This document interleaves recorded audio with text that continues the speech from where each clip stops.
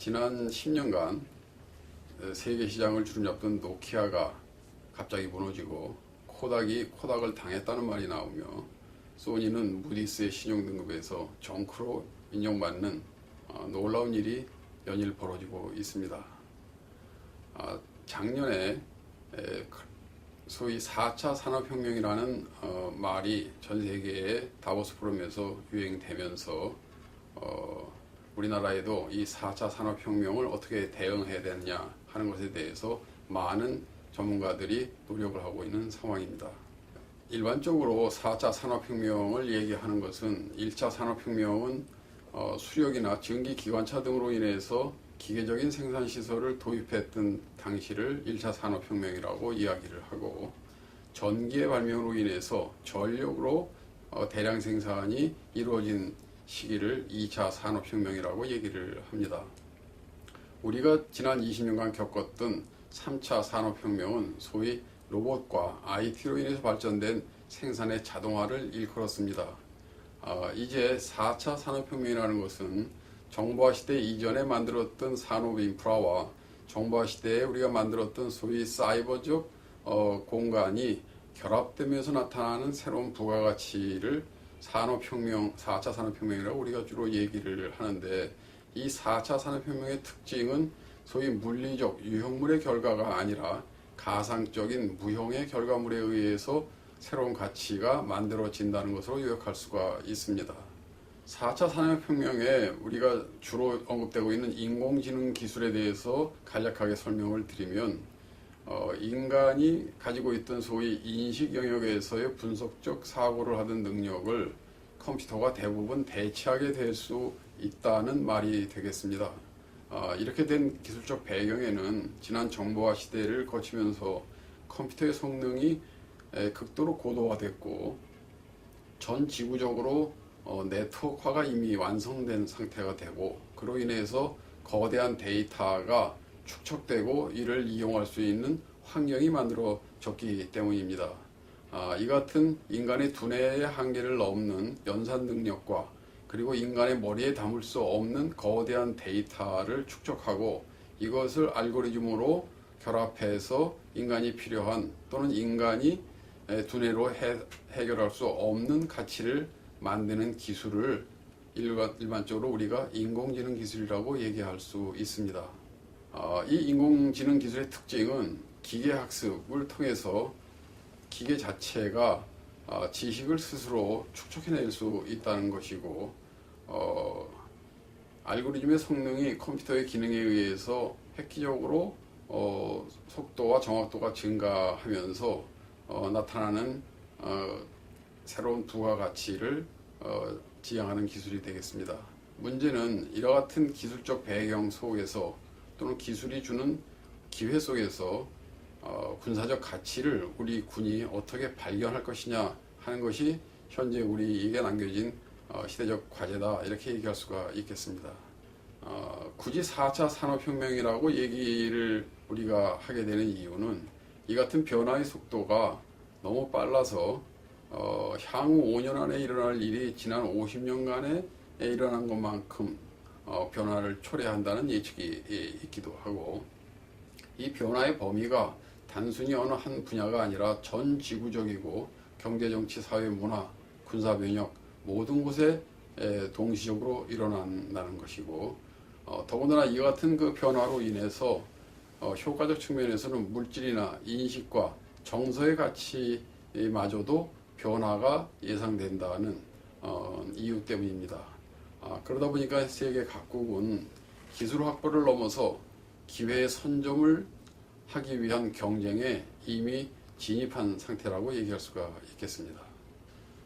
이 같은 변화를 우리가 예측하기 위해서는 어찌 보면 지난 20년 전에 우리가 소위 제3의 물결 시대의 미래를 예측하면서 어떻게 대응해 왔는가를 회고하는 것이 중요한 의미를 가진다고 할 수가 있겠습니다. 소위 3물결 시대가 진입되면서 전 세계는 기술이 갖고 있는 IT의 포텐셜에 주목을 했습니다만, 그 IT를 가지고 나타날 수 있는 경쟁적 가치를 어떻게 우선적으로 만들 수 있느냐에 대해서는 각국이 지향하는 바가 같은 듯 하면서도 굉장히 많이 달랐습니다. 그 결과 어느 나라는 기회를 잡았고 또 어떤 나라는 노력을 했습니다만도 커다란 기회를 잡지 못한 결과를 가져오기도 했습니다. 그 당시 우리나라는 소위 산업화는 늦었지만 정보화는 앞서가자라는 국가적 대전략이 존재했습니다. 소위 저희가 산업화에 늦으면서 겪었던 여러 가지 고통을 극복하기 위한 판단이었죠. 지금 와서 생각하면 이 슬로건은 어찌 보면 묻지마 투자를 얘기하는 듯 했습니다. 이에 따라서 더 많은 IT에 투자를 했고 그 결과 우리는 전 세계적으로 가장 IT 인프라가 앞선 나라라는 찬사를 듣기도 했습니다.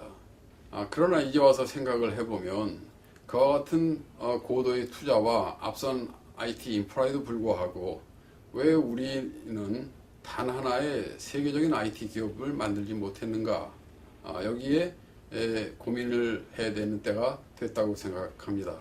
군도 마찬가지로 굉장히 많은 IT를 국방 분야에 투자를 했습니다만 세계적인 IT 무기나 전력을 만들지 못한 것으로 생각이 됩니다. 이것은 어찌 보면 정보화라는 것 자체가 우리가 만든 개념이 아니었고 정보화를 구현하는 인프라, 즉 물적인 변화를 정보화로 혼동한데 그 이유가 있지는 않을까 하는 생각을 하게 됩니다. 그러다 보니까 지금 4차 산업혁명의 문제도 남들이 하고 있는 것을 우리도 열심히 해야 되겠다는 어떤 조급한 의식보다는 이 시대적 기술 배경이 갖는 가치의 기회를 어떻게 전략적으로 사고하고 우리의 노력을 투자할 목표를 어떻게 정하느냐의 문제라고 생각을 합니다.